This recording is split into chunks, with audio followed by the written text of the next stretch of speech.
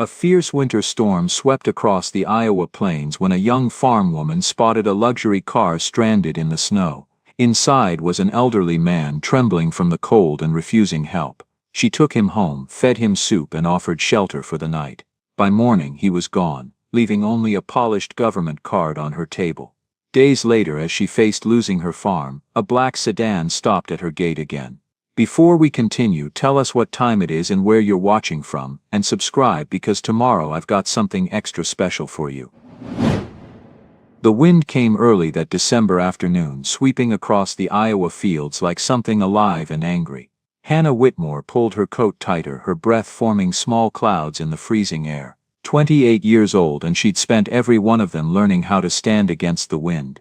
The hay bales weren't going to stack themselves. She grabbed another one, her hands raw even through the work gloves, and hoisted it onto the pile. Her knees sank into the half-frozen mud. The sky was that particular shade of gray that meant snow, serious snow, the kind that shut down highways and left entire towns dark. Just 2 more rows, she told herself. Then I can go inside. But even as she thought it, she knew it wasn't true. There was always one more thing, one more fence to check, one more animal to feed, one more bill she couldn't pay sitting on the kitchen table. Her father used to say that farming wasn't a job, it was a promise you made to the land. You kept that promise even when the land couldn't promise you anything back. He died 3 years ago, and Hannah had been keeping that promise alone ever since. Some days it felt like keeping a promise to a ghost. Daisy, her golden retriever, barked twice from near the truck. Sharp, urgent barks that cut through the wind. Hannah straightened up, pressing one muddy hand against the small of her back. That's when she saw it, headlights far down the county road. They flickered once, then went dark. She squinted against the wind. A car, expensive looking even from this distance, sat crooked in the shallow ditch where the road curved. Its hazard lights blinked weakly, like a distress signal growing fainter by the second. Not my problem, she thought immediately. I've got enough problems. The wind picked up, howling across the empty fields. The temperature was dropping fast. She could feel it in her bones, the way her father used to predict storms by the ache in his knees. The radio that morning had said the storm would hit by 6. It was almost 5 now. Whoever was in that car didn't have much time. Maybe an hour before the roads became impassable. Maybe less. Hannah stood there, frozen not by the cold but by indecision. Every instinct told her to get in her truck and drive the other way. Strangers meant complications, strangers meant risk, and she had enough of both already. The red envelope from the bank. The phone calls she'd been avoiding. The future that seemed to narrow with each passing day. But then she heard her father's voice in her head, as clear as if he were standing right beside her. In the dead of winter, kindness is the only thing that lasts. She'd been 12 when he first said that. They'd been driving home from church and passed a car broken down on the shoulder. Her father had pulled over without hesitation, helped the family inside, drove them all the way to Des Moines even though it took them 3 hours out of their way. Hannah had fallen asleep in the back seat, warm and safe, while her father and the stranger talked in low voices about crops and weather and the kindness of small towns. "Why'd you do that, Dad?" she'd asked the next morning. "We don't even know them." That's exactly why, he'd said, flipping pancakes at the stove. When you know someone, helping them is easy. It's helping strangers that shows who you really are. Hannah looked at Daisy, who was still staring at the distant car, ears perked forward, tail straight out in that way that meant something was wrong and needed fixing. "Yeah," she muttered, her breath fogging in the cold air. "I know." She climbed into her pickup truck, a 1998 Ford with rust along the wheel wells and a passenger door that only opened from the outside. The engine coughed twice before turning over, the way it always did when the temperature dropped below freezing. She pulled onto the dirt road, headlights cutting through the gathering dusk, illuminating the swirling snow that had started to fall. As she got closer, she could make out more details. The sedan was a BMW, black and sleek, completely out of place against the stark winter landscape. It looked like something from a magazine, not something that belonged on a county road in rural Iowa. One of its front wheels had dropped into the drainage ditch. The driver was still inside, visible as a dark shape behind the steering wheel. Hannah pulled up alongside and rolled down her window. The cold hit her like a slap, stealing the breath from her lungs. The driver's door opened. A man in his early 60s stepped out, salt and pepper hair, expensive wool coat, leather shoes, completely wrong for Iowa in December. His face was pale, his eyes a startling shade of blue, and he looked embarrassed more than anything else. Like a man who'd made a mistake and knew it but wasn't quite sure how to fix it. He looked at her truck, at her mud-stained jeans and work boots, and something like relief crossed his face. "Evening," Hannah called out. "You okay?" Yes," the man said. His voice was educated. "East Coast maybe, Boston or New York." "I called roadside assistance. They said 10 minutes. Hannah glanced at the sky. The clouds were low and dark, moving fast from the north. She could smell the storm coming. That particular scent of snow and cold that meant the world was about to turn white. 10 minutes in Iowa winter means tomorrow morning, she said, her tone matter of fact. Maybe the morning after that if the storm's bad enough. And this one's going to be bad. The man followed her gaze and she saw the moment he understood. His shoulders sagged slightly, and he looked back at his car like it had personally betrayed him. "I don't want to impose, you'll freeze if you stay out here." She wasn't usually this direct, but there wasn't time for politeness. The wind was already strong enough to rock her truck. "My place is 2 miles that way. You can wait there until the road's clear." The man hesitated. He glanced back at his car like it might somehow start working again through sheer force of will. Hannah could see him calculating, pride versus survival, inconvenience versus death. It was the kind of calculation city people always made too slowly. "I really don't want to be a burden," he said. A burden, Hannah thought.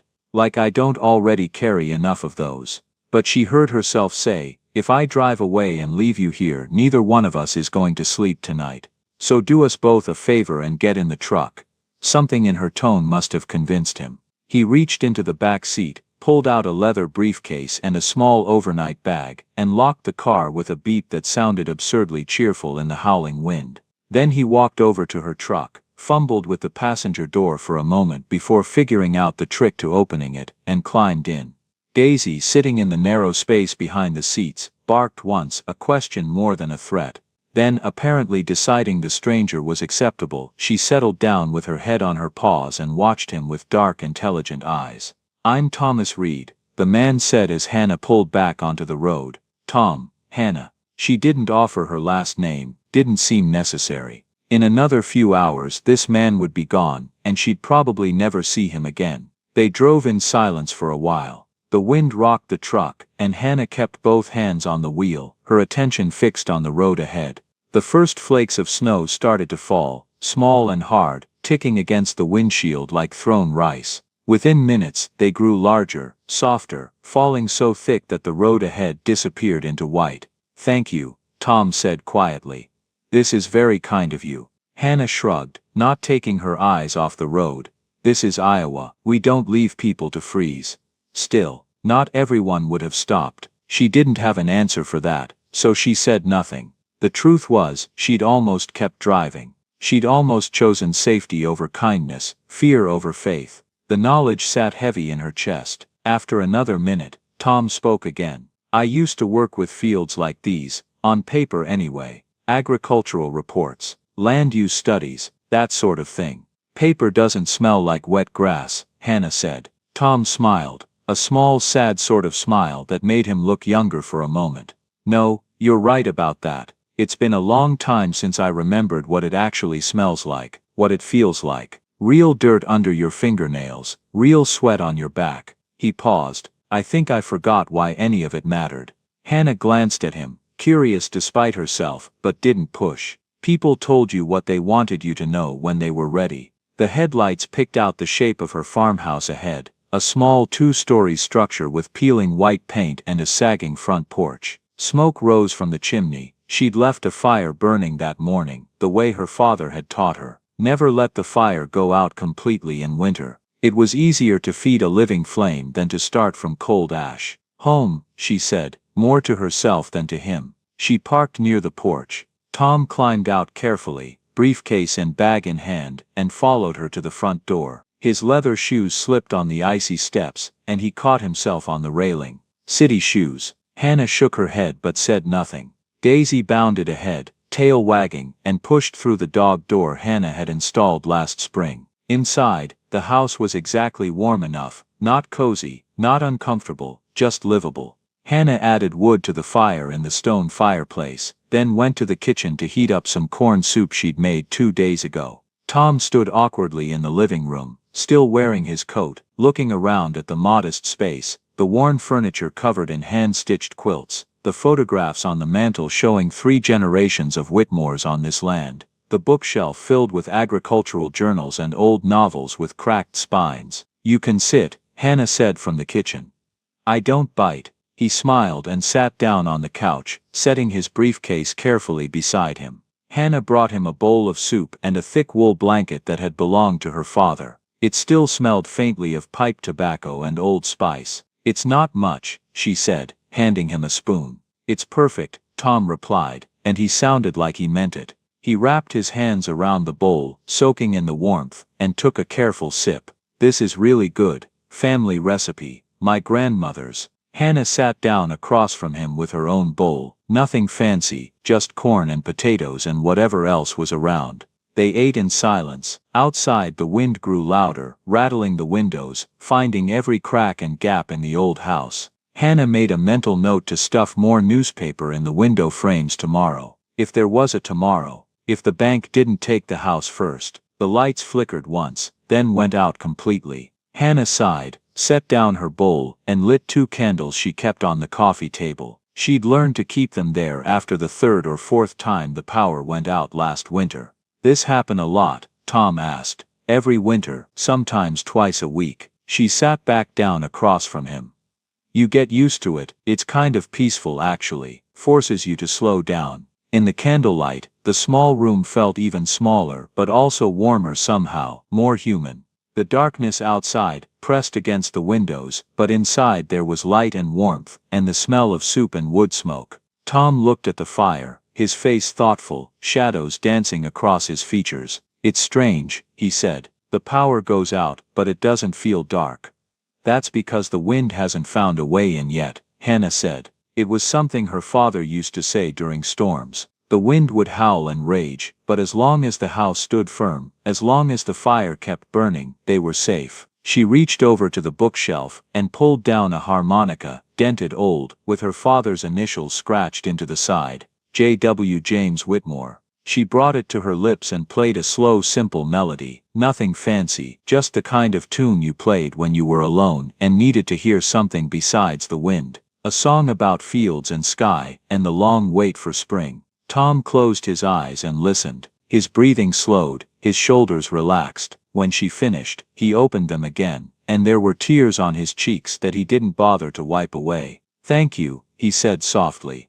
"I think I just found something I didn't know I'd lost." Hannah set the harmonica down carefully. "What's that?" "Quiet," he said. "Real quiet. The kind you can only hear when everything else stops, when you stop running long enough to remember why you started running in the first place." They sat in the flickering candlelight, 2 strangers sheltering from the storm, and for a moment neither of them felt quite so alone. The storm howled outside, but inside the small farmhouse, there was only the crackling fire, and 2 people learning what it meant to be saved. Tom woke to the smell of coffee and burning wood and something baking. For a moment, he didn't know where he was. The ceiling was unfamiliar, lower than his apartment in Arlington. The quilt covering him was handmade, heavy, warm in a way that had nothing to do with temperature. Then he remembered, the broken-down car, the young woman with tired eyes and kind hands, the farmhouse, the storm. He sat up on the couch, his back stiff from sleeping in an unfamiliar position.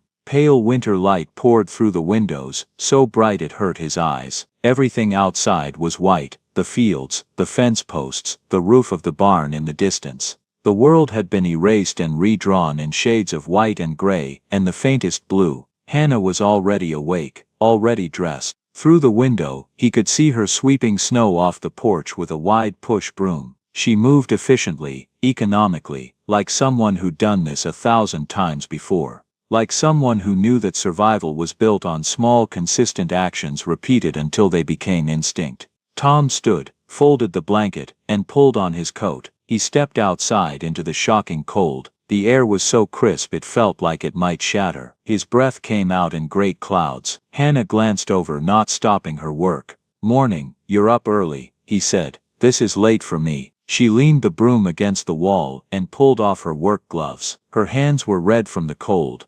If I don't do it, nobody else will. Out here, the land only listens to people who show up. Every day, no excuses. Tom smiled. There was something he admired about that, the straightforwardness, the lack of pretense, the understanding that some things couldn't be delegated or delayed. She gestured toward the door. Made coffee, you want some, please? They went back inside. Hannah poured 2 cups from an old percolator and set out corn muffins she'd baked that morning while he slept. They sat at the small kitchen table, the only sound the ticking of an old clock on the wall and the occasional pop from the fireplace. Tom wrapped his hands around the mug, letting the warmth seep into his fingers. The coffee was strong, bitter, perfect. You baked these this morning, had to use up the cornmeal before it goes bad. Can't afford to waste anything. She said it matter-of-factly, without self-pity. So, Hannah said after a while, what brings someone like you out to Iowa in December? Someone like me. She gave him a look, not unkind, but knowing. The kind of look that said she'd sized him up and reached certain conclusions. City clothes, fancy car, leather briefcase. You're not here to check on crops. Tom sipped his coffee, considering how much to tell her. I had meetings in Des Moines, agricultural policy stuff, budget allocations, subsidy programs, that kind of thing. I was driving back to the airport when the storm hit. Agricultural policy, Hannah repeated. Her tone was neutral, but he could hear the skepticism underneath. The weariness of someone who'd heard promises before and watched them evaporate. I know, Tom said. It sounds boring. It sounds like paperwork, Hannah corrected, breaking a muffin into pieces, which is different from boring. Paperwork decides who gets to keep farming and who doesn't. Paperwork decides which families stay on their land and which ones get foreclosed on. Paperwork is life and death, it just doesn't look like it from an office in Washington. There was an edge to her voice now, sharp as winter wind, and Tom didn't miss it. You're right, he said quietly. It does, and sometimes we forget that. We see numbers on spreadsheets and forget they're people, farms, families, lives. She looked at him over the rim of her coffee mug, reassessing. Like maybe he wasn't just another bureaucrat who thought he understood rural America because he'd driven through it once. If you could change one thing about this place, Tom asked, what would it be? Hannah didn't answer right away. She looked out the window, at the snow-covered fields, at the barn where her father had taught her to milk cows when she was 6, at the land that held every memory of everyone she'd ever loved. I'd want the banks to believe in young people, she said finally. Nobody wants to farm if they can't get a loan, and nobody gives loans to people who don't already have money, or land or connections. She paused, her jaw tightening. So the land just sits there, or gets sold off to corporations who don't care about it, who just see soil as something to extract value from, until there's nothing left. My neighbors, the Hendersons, the Kowalskis, the Chens, they've all sold out in the last 5 years. I'm the only one left under 40 in this whole county who's still trying.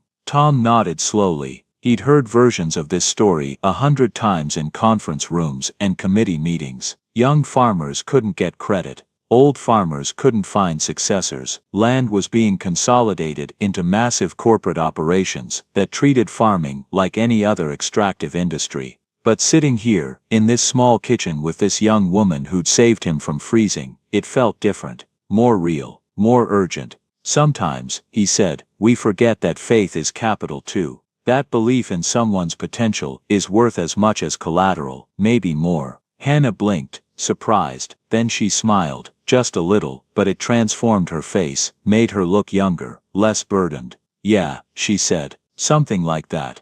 They finished their coffee in comfortable silence. Outside, the sound of an engine broke the quiet. A tow truck, coming up the long driveway, its yellow lights flashing against the white landscape. That'll be for you, Hannah said, standing. Tom stood too. They walked together to the front door. The tow truck driver, a heavy-set man in a John Deere cap and insulated overalls, waved from the cab. Morning, he called out, his breath fogging. You the guy with the BMW? That's me, Tom said. She's frozen solid, but we'll get her out. Might take a couple hours though. Roads are still pretty bad.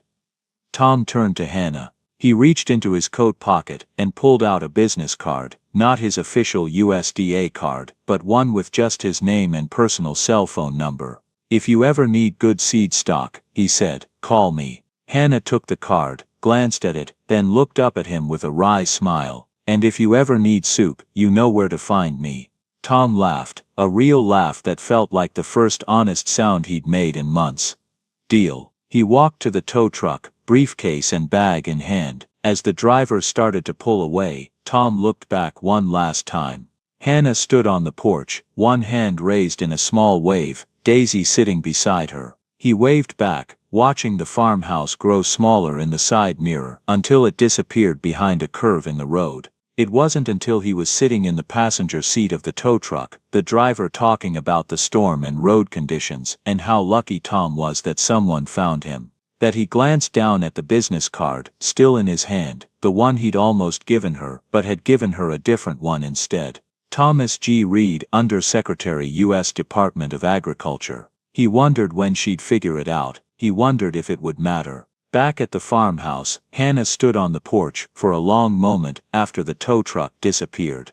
The cold bit at her exposed skin, but she didn't move. She pulled out the business card Tom had given her and read it again, just a name and a phone number. Nothing fancy. She flipped it over, but the back was blank. "Nice guy," she said to Daisy. "Probably never see him again." She was about to go back inside when she noticed something, another card, this one tucked into the doorframe, half hidden by the wreath of dried corn husks she'd hung there in October. She pulled it out, her hands starting to shake even before she read it.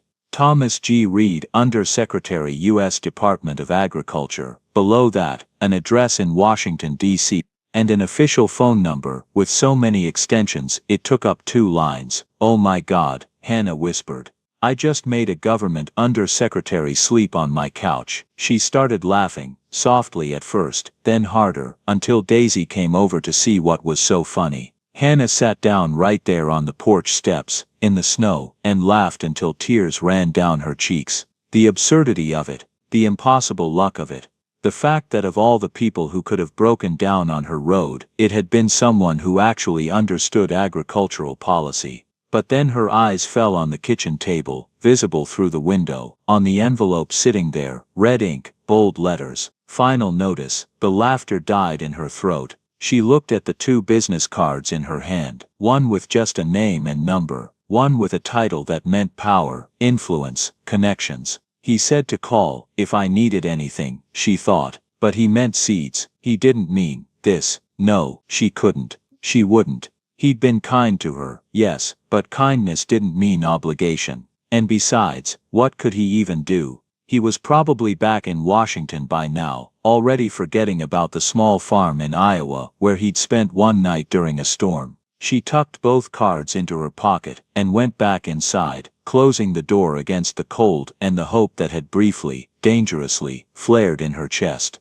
The next week, the weather cleared. The snow melted just enough to turn everything into slush and mud, that miserable in-between state where nothing was clean and everything was twice as hard. Hannah spent the days the way she always did, feeding the animals, fixing fence posts that had been knocked loose by the wind, checking the equipment in the barn that never seemed to work quite right, no matter how many times she repaired it. But the envelope on the kitchen table seemed to grow heavier each time she walked past it. 5 days, the letter said. Vacate the property within 5 days or face legal action. She'd tried everything. Called the credit union twice, once getting a busy signal, once getting transferred to 3 different people before being told that her case was under review and someone would get back to her. Reached out to the regional co-op, only to learn they'd used up their emergency assistance budget for the year, helping farmers hit by last summer's drought. Even drove to the county extension office through the slush to ask about emergency assistance programs, sitting in a plastic chair for 2 hours before being told that she made too much money to qualify for aid, but not enough money to actually survive. We can't help you without collateral, they all said, as if she hadn't heard it a dozen times before. But the land was her collateral, and if she lost the land, she had nothing. No home, no livelihood. No connection to her father, her grandparents, the 5 generations of Whitmores who'd worked this soil, just nothing. That morning, Hannah woke to find Tom's car already gone from where he'd parked it the night before. She stepped outside, coffee mug in hand, and saw only tire tracks in the mud. No note, no goodbye, just absence. Her chest tightened. She told herself it made sense. He had a life in Washington, responsibilities, a job. Of course he couldn't stay. Of course last night's conversation was just talk, just comfort offered in a moment of crisis. Of course. She went back inside, trying to ignore the hollow feeling in her stomach, and started her morning chores. Daisy followed her quietly, sensing her mood. On the 8th day after the storm, 2 days after Tom had left, a black SUV pulled up in front of the farmhouse. Hannah was in the barn, trying to fix a broken hinge on one of the stall doors. The metal was rusted, corroded by years of winter moisture, and she'd been working on it for an hour with increasingly desperate measures. Daisy barked, not her usual friendly bark, but a warning. The kind of bark that meant danger. Hannah wiped her hands on her jeans and walked outside, her heart already sinking. A woman in her early 30s stepped out of the SUV. She wore a dark wool coat and carried a leather portfolio. Her blonde hair was pulled back in a tight bun, and her expression was professional, neutral, carefully devoid of emotion. Behind her a younger man emerged from the passenger side with a camera. "Hannah Whitmore," the woman asked. "That's me. I'm Jennifer Brooks from Heartland Credit Union.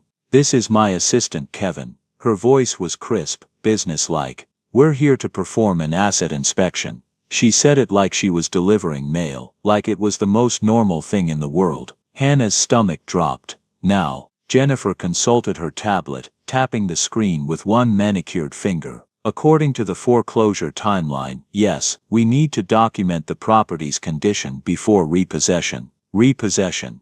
The word felt like a punch to the gut, like someone had reached inside her chest and squeezed. "I'm working with the co-op," Hannah said, hating how small her voice sounded, hating how much like begging it felt. "They're putting together a plan, a payment plan. I just need a little more time. Miss Whitmore, I don't have any record of that." Jennifer's tone wasn't unkind, but it wasn't sympathetic either. It was the tone of someone who'd learned to armor herself against other people's pain. Who'd learned that caring too much made the job impossible. "We need to proceed with the inspection. It's just procedure. I don't make the rules, I just follow them." Hannah looked at this woman, probably not much older than herself, probably just doing her job, probably with her own bills to pay, and her own life to worry about. But in that moment, she represented everything Hannah was losing. "Please," Hannah said quietly. "This farm has been in my family for 5 generations. My father is buried in that cemetery just beyond the north field. This is all I have." Something flickered across Jennifer's face, sympathy, maybe, or recognition of pain she'd seen too many times before. But it was gone in an instant, replaced by professional distance. "I understand this is difficult," Jennifer said, and she almost sounded like she meant it, "but I have a job to do. The sooner we complete the inspection, the sooner we can both move on with our days." Hannah stood there, frozen. Part of her wanted to scream, to tell them they had no right, to physically block them from entering. Part of her wanted to cry, to collapse right there in the mud, and sob until someone made this nightmare stop. Part of her wanted to just give up, walk away, let them have it all. But she didn't do any of those things. She stepped aside and let them pass because what else could she do? Jennifer and Kevin walked around the property for 45 minutes. Jennifer made notes on her tablet while Kevin took photographs, each click of the camera shutter sounding like a nail in a coffin. They inspected the barn, photographing each stall, each piece of equipment, noting every crack in the foundation and every missing shingle on the roof. They walked through the chicken coop, counting birds like they were inventory in a warehouse. They measured the fence line with a long tape measure. When they approached the house, Hannah followed them inside, unable to watch from a distance. Jennifer walked through each room with clinical efficiency, Kevin trailing behind with the camera. They photographed her father's chair by the fireplace, her grandmother's quilts, the harmonica on the bookshelf, the family photos on the mantel. Everything that mattered reduced to a checklist. You have a beautiful home, Jennifer said quietly, almost to herself as she stood in the living room. For just a moment the professional mask slipped and Hannah saw something human underneath. I grew up on a farm in Nebraska. My family lost it when I was 16. Bank foreclosure. Hannah looked at her, surprised. That's why I do this job, Jennifer continued, her voice soft. I thought if I understood the process from the inside, if I worked in the system, maybe I could help somehow. But mostly I just document other people's losses. She blinked, then the mask came back. I'm sorry, that was unprofessional. She turned away, made a few more notes and headed for the door. When they finally left, Jennifer paused at her car. For what it's worth, she said, not quite meeting Hannah's eyes, I hope you find a way. I really do. Then they were gone, leaving only tire tracks in the mud and a sheet of paper taped to the door. Official, final. Hannah sat down on the porch steps and put her head in her hands. Her shoulders shook, but she didn't make a sound. She'd learned a long time ago that crying alone was quieter. Daisy nuzzled against her leg, whining softly. What am I supposed to do, girl? Hannah whispered. What am I supposed to do? The dog had no answer.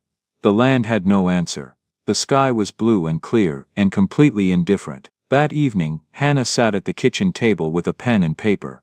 She'd been writing and crossing out for over an hour, trying to draft a letter to the bank, but every version sounded the same. Desperate, pleading, pathetic. Dear Sir or Madam, I am writing to request an extension on my loan payment. My father recently passed away, and the medical bills have been significant. I am committed to this farm and to finding a way to make the payments. Please give me another chance. She read it over and crumpled it up, throwing it across the room where it joined 4 other crumpled attempts. Who was she kidding? They didn't care about her father. They didn't care about her commitment. They cared about money, and she didn't have any. Her phone buzzed. A text from her aunt in Cedar Rapids, heard about the farm. You can stay with us if you need to. The guest room is always open. Hannah stared at the message for a long time, then set the phone down without replying. She loved her aunt, but the thought of leaving, of admitting defeat, of becoming someone who used to be a farmer, it was unbearable. She opened the drawer where she kept important documents, her birth certificate, her father's will, the deed to the property that was about to become meaningless, old photographs of her family going back generations. And underneath all of that, the 2 business cards. She took them out, held them both in her hand. Thomas G. Reed, Undersecretary, U.S. Department of Agriculture, he said to call, if I needed help. She thought, but this isn't about seed stock. This is about losing everything. This is about me failing to keep my promise. No, she couldn't call him. She wouldn't. He'd been kind, but kindness didn't mean he owed her anything. He probably dealt with agricultural policy, big picture stuff, subsidies and trade agreements, and things that affected thousands of farms. Not one failing farm in Iowa, run by a woman who couldn't even keep up with her loan payments. Besides, it had been a week. He'd probably forgotten all about her. She put the cards back in the drawer and closed it with more force than necessary. I'll figure it out, she said aloud, as if saying it would make it true. As if words had the power to change reality. But as the wind rattled the windows and the house creaked around her, she wondered if she was lying to herself. If she'd been lying to herself for months. 2 days later, Hannah was in the barn, sorting through tools and equipment, trying to figure out what she could sell. The old tractor, broken but maybe worth something for parts. The seeder used but functional. Her father's toolbox, practically an antique, might fetch something from a collector. She was making a list, each item a small surrender, when Daisy started barking again. Hannah dropped her clipboard and walked to the barn door, her heart pounding. Not another inspection. Please God, not another person here to document her failure. But it wasn't a black SUV this time. A silver sedan was pulling up the driveway, moving slowly over the muddy ruts. The car looked familiar, and for a moment, Hannah couldn't place it. Then the door opened, and Tom Reed stepped out. Hannah's breath caught in her throat. He was wearing a wool sweater and jeans this time, not the expensive coat. He looked tired, like he'd been traveling, like he hadn't slept much, but his eyes were clear and focused. Determined. Hi, he said, walking toward her. Hannah just stared at him, unable to form words. Of all the people she'd expected to see, of all the possible outcomes to her crisis, this wasn't even on the list. She didn't know what to say. How did you didn't call, Tom said simply, stopping a few feet away. So I came. I don't understand. He shifted his weight, looking suddenly uncertain. The card I gave you had my personal number on it. When you didn't call, not that I expected you to, but I hoped. I checked the agricultural census records for this county. Cross-referenced it with recent foreclosure filings. He paused. There aren't that many small farms left, and only one owned by someone named Hannah. She felt her throat tighten. You shouldn't have come. I'm not, this isn't your problem. I know. He looked past her at the farmhouse, at the barn, at the fields that were just starting to show the first hint of green beneath the melting snow. But I remembered what you said. About the banks not believing in young people. And I thought about this place, about what you're trying to do here. About what it means. He looked back at her, and I couldn't just sit in Washington and do nothing. There's nothing you can do, Hannah said, and she hated the bitterness in her voice, hated how defeated she sounded. They're taking the farm. I have 3 days left. 3 days, and then everything my family built for 5 generations is gone. So unless you can magic up $100,000, there's nothing anyone can do. Not if I have anything to say about it. She laughed, a sharp humorless sound. You're one person, you can't stop a foreclosure. You can't make a bank suddenly decide to be compassionate. The world doesn't work that way. No, Tom agreed. But I can make a phone call, I can push some paperwork through channels. I can use discretionary powers that exist specifically for situations like this. He stepped closer. Hannah, that's why I came back. Not to make promises I can't keep, to actually help. If you'll let me. Hannah felt tears burning behind her eyes, but she blinked them back furiously. She didn't want to cry, she didn't want to hope. Hope hurt worse than giving up. Why? She whispered. Why would you do this? Tom was quiet for a moment, then he said, because you saved me that night. Not just from freezing, from forgetting why any of this matters.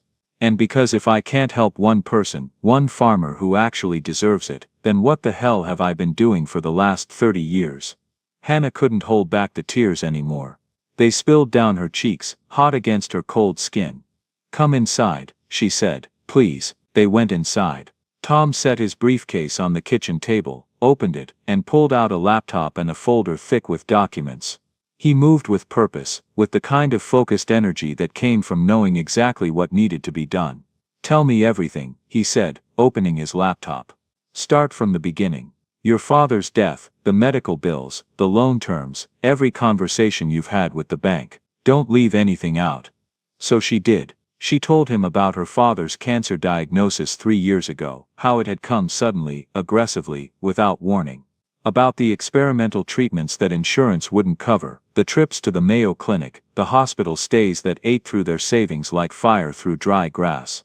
She told him about continuing to work the farm while spending every evening at his bedside, about the moment he'd taken her hand and made her promise not to sell the land, no matter what. This land is who we are, her father had said, his voice weak but clear.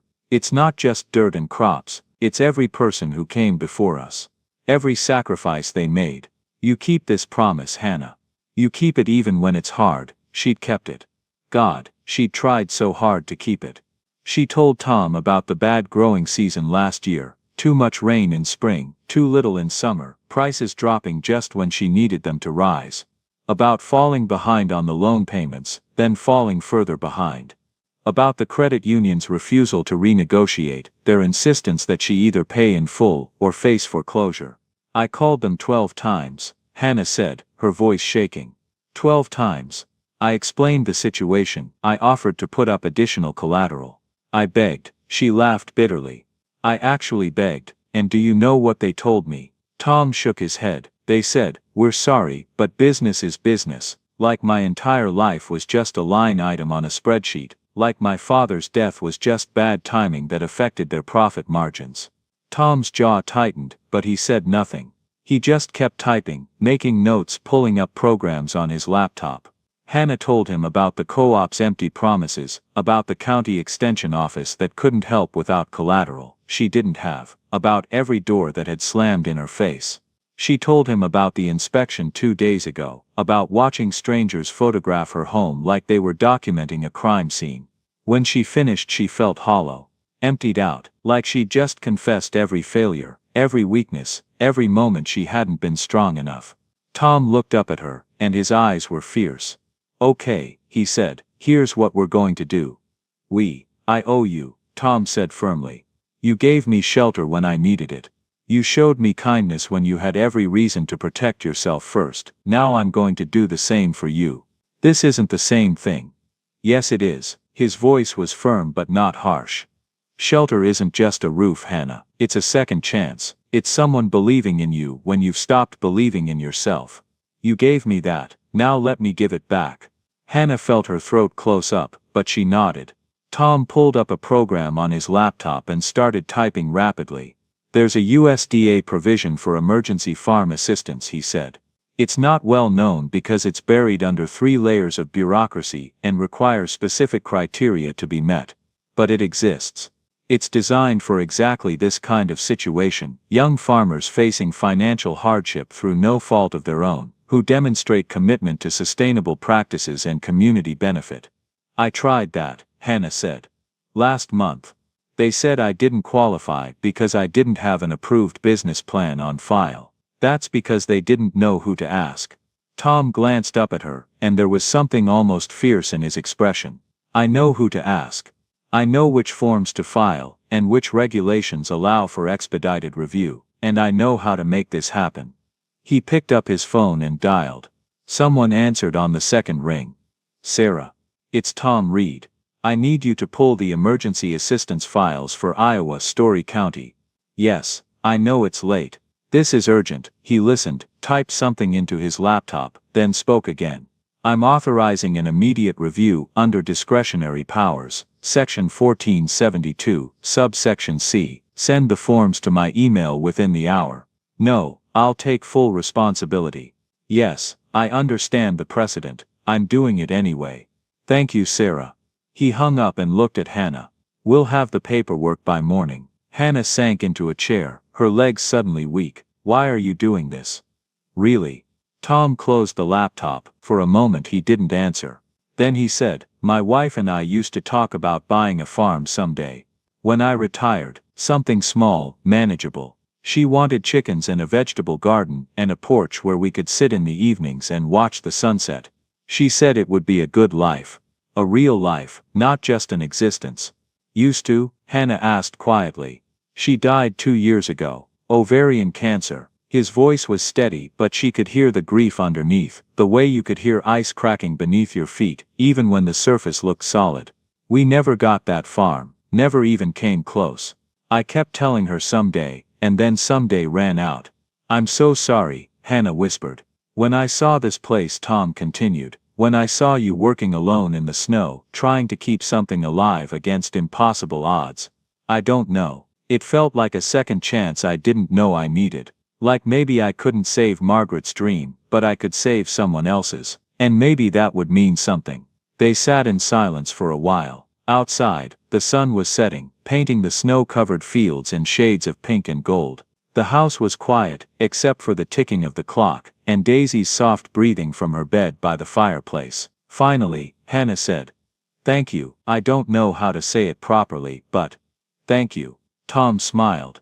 "Don't thank me yet. We've still got work to do." The next 48 hours were a blur of phone calls, paperwork and coffee consumed at increasingly desperate rates. Tom made calls, dozens of them. He spoke to people at USDA regional offices, at the Treasury Department, at the Iowa Department of Agriculture and Land Stewardship. He spoke to his former colleagues in Washington, calling in favors accumulated over 3 decades of government service. He filled out forms, requested waivers, cited obscure regulations that Hannah had never heard of, and suspected most people hadn't either. He barely slept. Hannah made pot after pot of coffee and sandwiches that Tom ate without tasting, his attention fixed on the laptop screen, or the phone pressed to his ear. She watched this man, this stranger who had stumbled into her life by accident, fight for her with the ferocity of someone fighting for family. On the second day, reality hit a wall. Tom was on the phone with someone in Washington. Hannah could only hear his side of the conversation, but it clearly wasn't going well.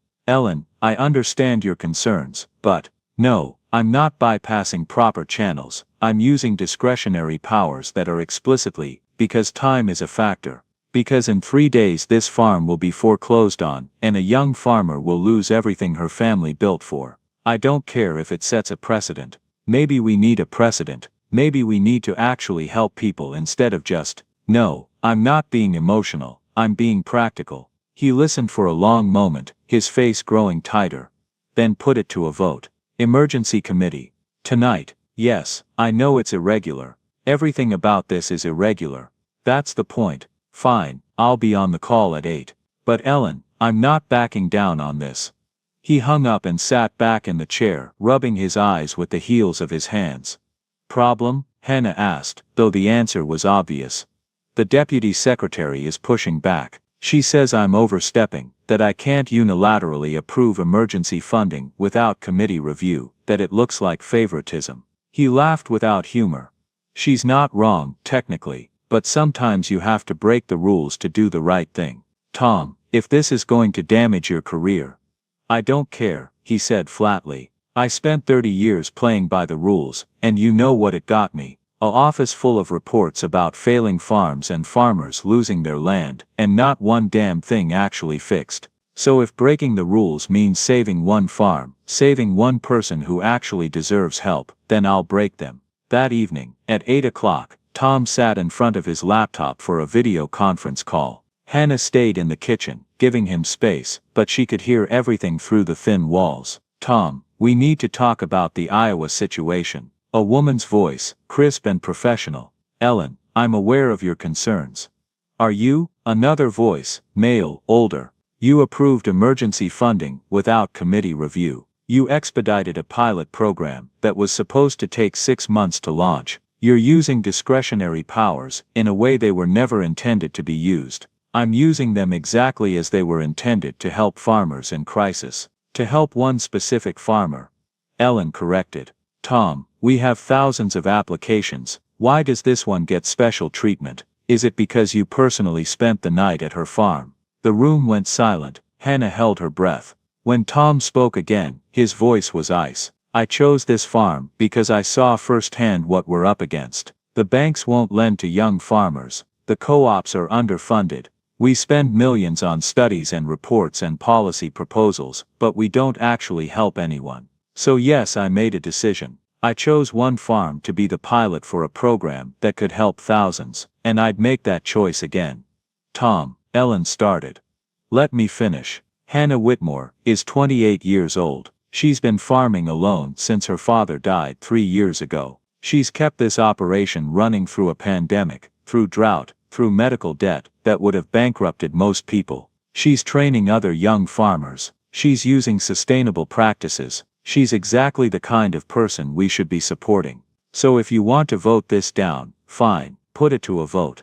But understand that you're not just foreclosing on one farm, you're sending a message that we don't actually care about the people we're supposed to serve. Another long silence. Then a third voice, also male, speaking slowly. What exactly are you proposing? Tom outlined his plan. Emergency assistance to cover the outstanding debt. A 5-year support program, providing technical assistance, access to better equipment, and connection to markets. Making the Whitmore farm a demonstration site for sustainable practices that other young farmers could learn from. It's not a handout, Tom said. It's an investment, and it's a model we can replicate across the country. And if it fails, Ellen asked. Then it fails, but at least we tried. At least we did something besides watch good people lose everything. The committee talked for another hour. Hannah couldn't follow all of it. Technical language, budget concerns, procedural questions. But she heard the moment things shifted, the moment when opposition turned to reluctant consideration, and then to cautious support. Finally Ellen spoke. All right, Tom, you win. But if this program fails, it's on you. Your reputation, your legacy, everything. I know, Tom said. I can live with that. When the call ended, Tom sat motionless for a long moment. Then he got up and walked into the kitchen, where Hannah was standing by the sink, her hands gripping the counter. Well, she asked, almost afraid to hear the answer. Tom smiled. A real smile this time, tired but genuine. We got it. They approved the funding. Hannah's knees buckled. She grabbed the counter to steady herself. Are you serious? Completely. He showed her the email on his laptop, official USDA letterhead, multiple signatures, approval codes. You've been approved for emergency assistance, enough to cover your outstanding debt and give you breathing room for the next 2 growing seasons, plus technical support, equipment subsidies, and designation as a pilot site for the Roots for the Future program. Hannah read the email, once, twice, 3 times, unable to believe what she was seeing. The numbers, the official language, the word approved in bold at the top. I don't know what to say. You don't have to say anything. But she did. She walked over to him, and without thinking, wrapped her arms around him in a fierce hug. Tom froze for a moment, surprised. Then he hugged her back, and she felt him shaking slightly, whether from exhaustion or emotion she couldn't tell. Thank you, she whispered against his shoulder. Thank you. When they finally stepped apart, both of them were wiping their eyes. I need to ask you something, Tom said. Are you ready for what comes next? Because this is going to bring attention. Media, other farmers, people who want to know how you did it. Your life is about to get complicated. Hannah thought about it, about her father's promise, about the land, about all the other young farmers out there who were struggling just like she had been. I'm ready, she said. If this can help other people, then I'm ready. Tom nodded, satisfied. Good, because we're about to change some lives. That afternoon, an official letter arrived by courier, a man in a USDA uniform who made Hannah sign for the thick envelope with her hand still shaking. She opened it at the kitchen table, Tom watching from across the room. Dear Miss Whitmore, congratulations. Your farm has been selected as the pilot site for the Roots for the Future initiative, a new USDA program designed to support young sustainable farmers across America. Enclosed you will find the terms of your assistance package, technical resources, and program guidelines. We believe your farm represents the future of American agriculture, and we're honored to support your work. At the bottom, in handwriting, was a note, thank you for the shelter. Now it's my turn. Hannah sat down on the porch steps, the letter in her lap, Daisy beside her, and cried. But this time, the tears weren't from fear, or desperation, or the crushing weight of impossible odds. They were from relief, from gratitude, from the overwhelming feeling that maybe, just maybe, she was going to be okay. That everything was going to be okay. She looked out at the fields, at the land her family had worked for generations, and felt her father's presence like a hand on her shoulder. I kept the promise, Dad, she thought. I kept it, and the wind, gentler now, seemed to carry back an answer. I know. 3 days after the letter arrived, Hannah's phone rang while she was in the barn, organizing seeds for spring planting. She saw the unfamiliar number, and almost didn't answer, but something made her pick up. Hello?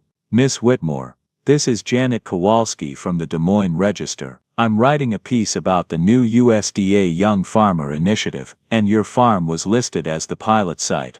Would you be willing to answer some questions? Hannah leaned against the barn door, suddenly aware of how surreal her life had become in less than a week. I guess. The interview lasted 30 minutes. Janet asked about her background, her father, her struggles with the bank, her plans for the future. Hannah answered as honestly as she could, though part of her still felt like she was living in someone else's life, someone luckier and more deserving than her. When it was over, Janet said, "This is a great story, Hannah. I think people are going to be really inspired by it. Really inspired. We need more stories like this, stories about kindness, about second chances, about people helping people." "I hope so," Hannah said. "If it helps even one other person, then it's worth it." The article came out 2 days later. The headline read, "From Foreclosure to Future, How One Iowa Farm Became a Beacon of Hope for Young Farmers." Hannah read it 3 times, her coffee going cold beside her. They'd included a photo of her standing in front of the barn, Daisy sitting at her feet, and somehow the photographer had captured something in her expression that Hannah hadn't known was there. Determination, yes, but also hope. By that afternoon, her phone was ringing constantly, other reporters wanting interviews, farmers from neighboring counties asking how they could apply for the program, a producer from a local TV station asking if they could do a segment, even a call from the governor's office, congratulating her, and asking if she'd be willing to speak at an agricultural summit in the spring. Hannah felt overwhelmed. She wasn't used to attention. She'd spent most of her life trying to keep her head down, do the work, survive. Now suddenly everyone wanted to talk to her, wanted to know her story, wanted something from her. But then she got a call from a young woman in Decorah, named Sarah. "I read about you," Sarah said, her voice shaking. "And I just wanted to say, I was about to give up. I've been trying to start my own farm for 2 years, and I can't get anyone to give me a loan. Everyone says I'm too young, too inexperienced, too risky. I was literally packing up to move back to my parents' house and give up on farming forever. But then I read your story, and I thought, maybe there's hope, maybe there's actually hope for people like us." Hannah felt her throat tighten. "There is," she said firmly. "I promise you, Sarah, there is. And if you need help, if you need someone to talk to, or advice, or just someone who understands, you call me, anytime. Really, we have to help each other.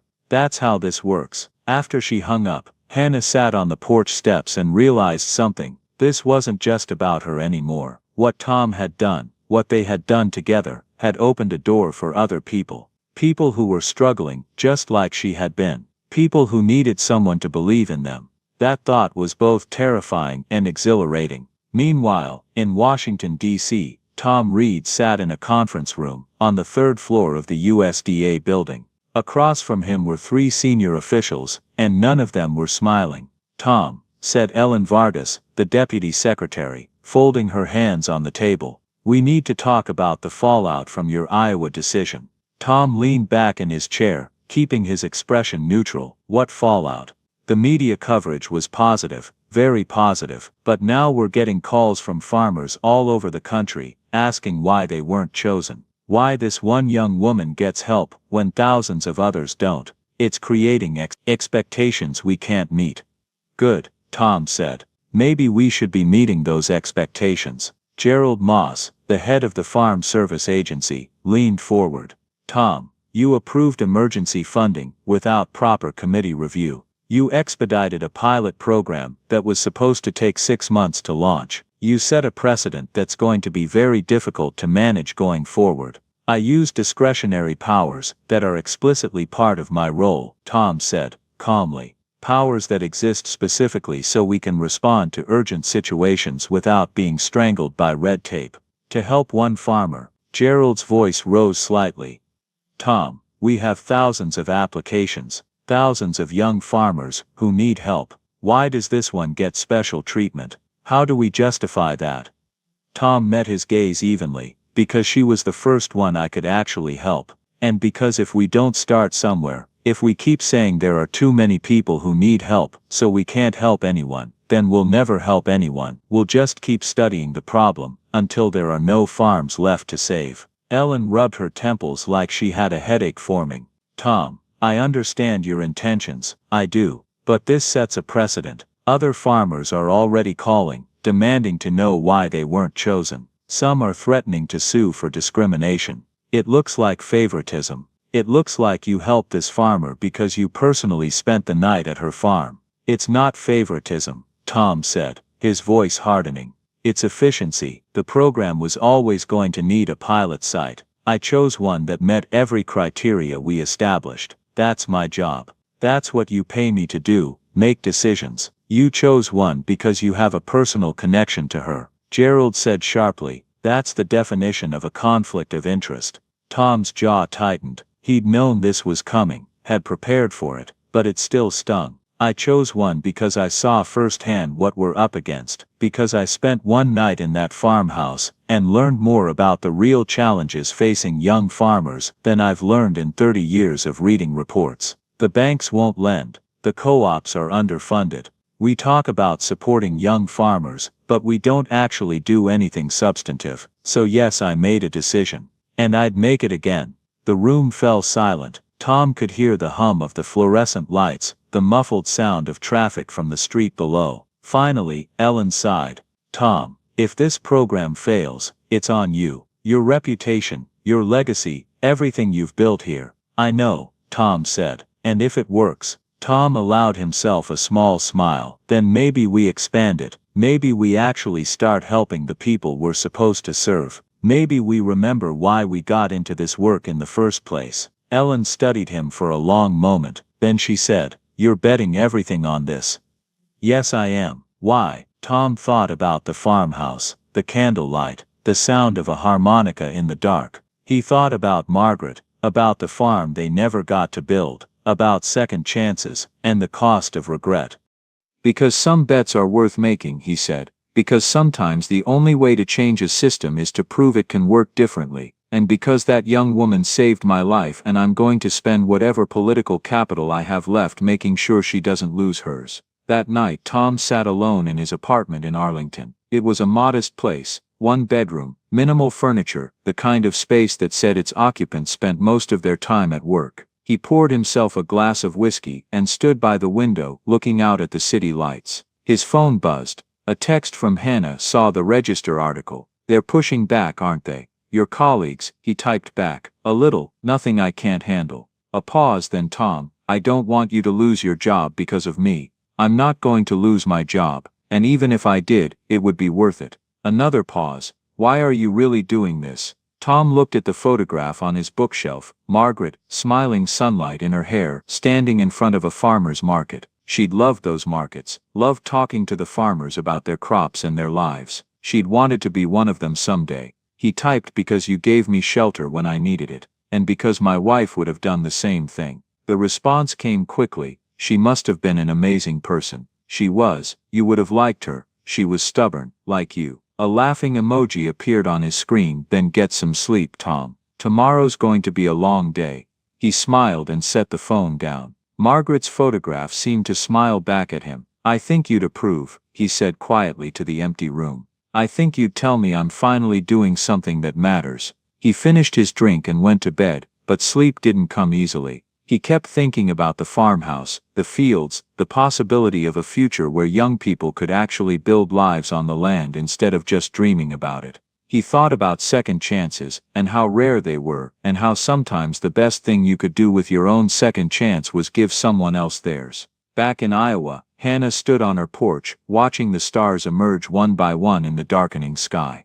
Daisy sat beside her, tail thumping occasionally against the wooden boards. The wind was still cold, but it didn't feel as sharp as it used to. It felt like possibility. Inside, on the kitchen table, was a stack of paperwork from the USDA, forms to fill out, plans to submit, timelines to follow, resources for sustainable farming practices, contact information for agronomists and soil specialists, guidelines for the pilot program. It was overwhelming, but underneath the anxiety was something else. Something she hadn't felt in 3 years. Not since her father died and left her alone on this land. Hope. She pulled out her phone and looked at the text conversation with Tom. Then, before she could second-guess herself, she typed, "If you're ever back in Iowa, dinner's on me. Real dinner this time, not just soup. I'm actually a pretty good cook when I'm not exhausted and terrified." The reply came almost immediately, "I'll hold you to that."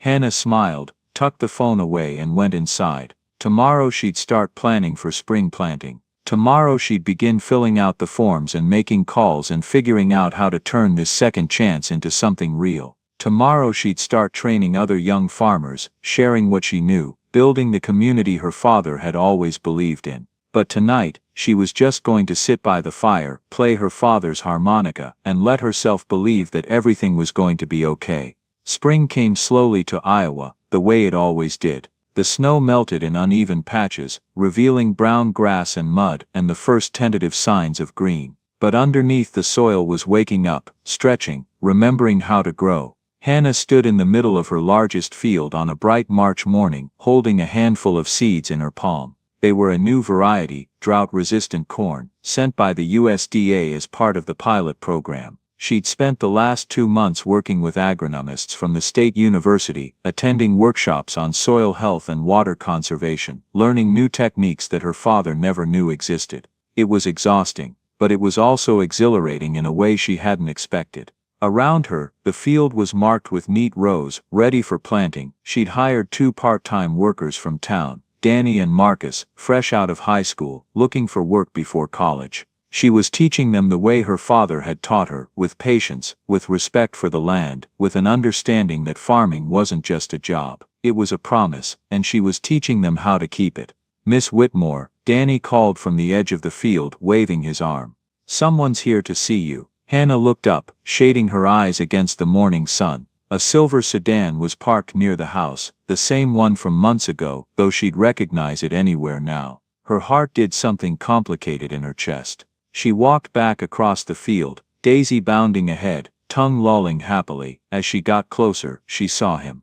Tom Reed, stepping out of the car. He wasn't wearing a suit this time, just jeans, a flannel shirt rolled up at the sleeves, and a light jacket. He looked younger somehow, lighter, like he'd set down a weight he'd been carrying for years. "Hey," he called out, his face breaking into a genuine smile. Hannah couldn't help but grin back. "Hey yourself." They met halfway between the car and the field. For a moment they just stood there, smiling at each other like idiots. "I can't believe you're here," Hannah said. "I told you I'd come back." He glanced at the field, at the two young workers watching curiously, at the neat rows waiting to be planted. "Looks like you've been busy." "A little." She gestured toward the house. "Come on, I'll show you around." They walked together through the property. Hannah pointed out the new irrigation system the USDA program had helped fund, the repaired barn, with a fresh coat of paint, the chicken coop she'd expanded to include 50 birds instead of 20. Tom listened, asked questions, nodded approvingly, occasionally stopping to examine something more closely.